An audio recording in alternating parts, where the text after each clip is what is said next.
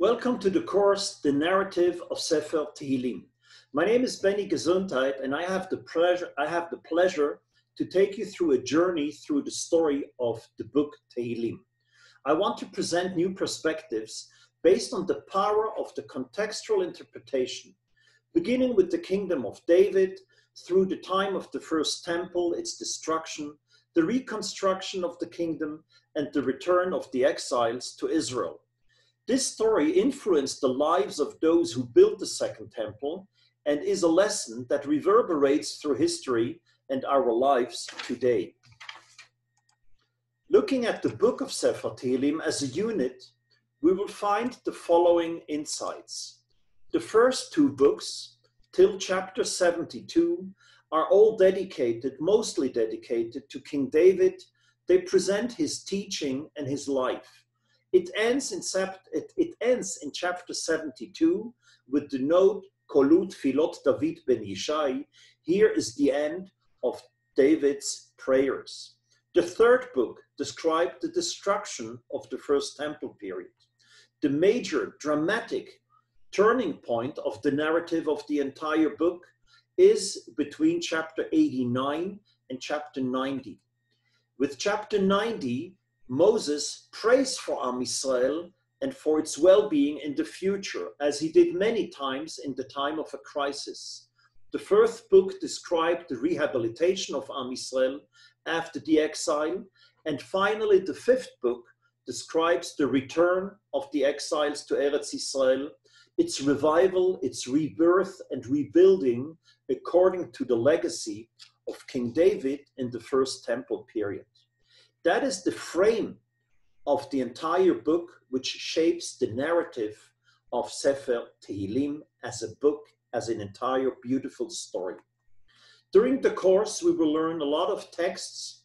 We will learn the units of Sefer Tehillim, which make up its narrative as an entire huge story.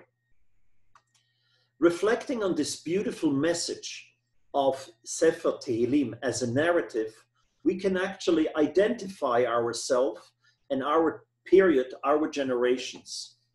This is in particularly true for the father of Rav Beni Lau and my own father, who went through exactly the same journey during their lifetime. Born to rabbinic families in Poland who went through the Holocaust and came back afterwards, survived and came back to Eretz Israel and were part of the revival and rebuilding of Eretz Israel and the Torah in Eretz Israel. The course is dedicated to their memory, Yehi Zichram Baruch. We will focus in the course on the narrative based on the contextual interpretation. I want to focus on the text and understanding the text, but at the same time to learn also the meaning, the religious and psychological and spiritual meaning of Sefer Tehillim and Sefer Tehillim as a book.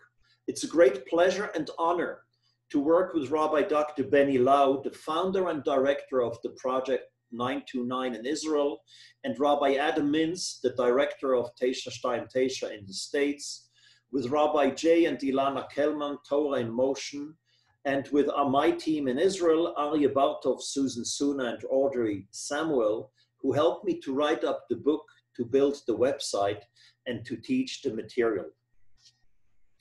It is a special challenge to overview Sefer Tehillim and learn Sefer Tehillim with this project 929 in half a year or so. However, this is a special opportunity to identify its story, and I hope we will be successful to understand the identity of the book and to understand the message of these wonderful insights. Thank you very much.